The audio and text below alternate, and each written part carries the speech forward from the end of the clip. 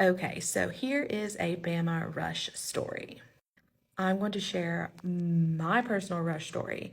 Now, mind you, this was 16 years ago, so a lot has changed since then. But I'm sharing this story because a lot of people don't realize that there are sides to rush that aren't that fun, aren't that pretty, and are sometimes heartbreaking.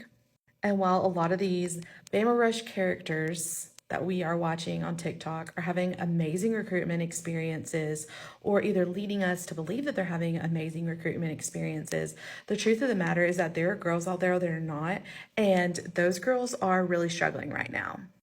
That being said, I was one of those girls.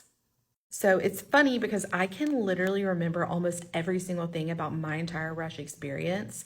It was just like a huge event in my life, and I remember a ton of details.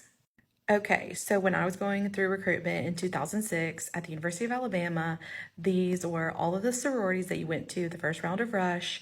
There were 15 of them, including SDT, who no longer does formal recruitment. And you went to the ice water tea or open house round on the very first day. And on that day, you visited every single one of these houses.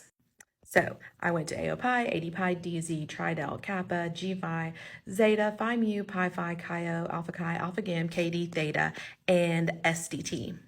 So after the first round, going into philanthropy, these were the houses that dropped me after open house or ice water tea round.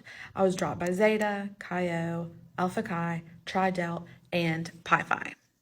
I wasn't super disappointed by many of these drops. I was probably the most disappointed by Chi dropping me.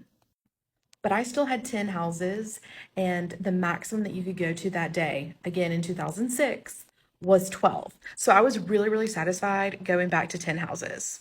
So these were the sororities that I was going back to for the philanthropy round, which at the time was only 2 days. So I went to these 10 houses spread out over a course of 2 days, and I was very satisfied.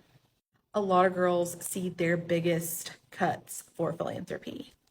I thought philanthropy round went amazing, but the day after philanthropy round was over, when we went to the computer lab to get our results back, was very, very traumatic. And I remember a lot about that day or that morning. So for skit day, which is now called sisterhood, I went from 10 houses to only 3 houses, which was a very, very dramatic drop in numbers.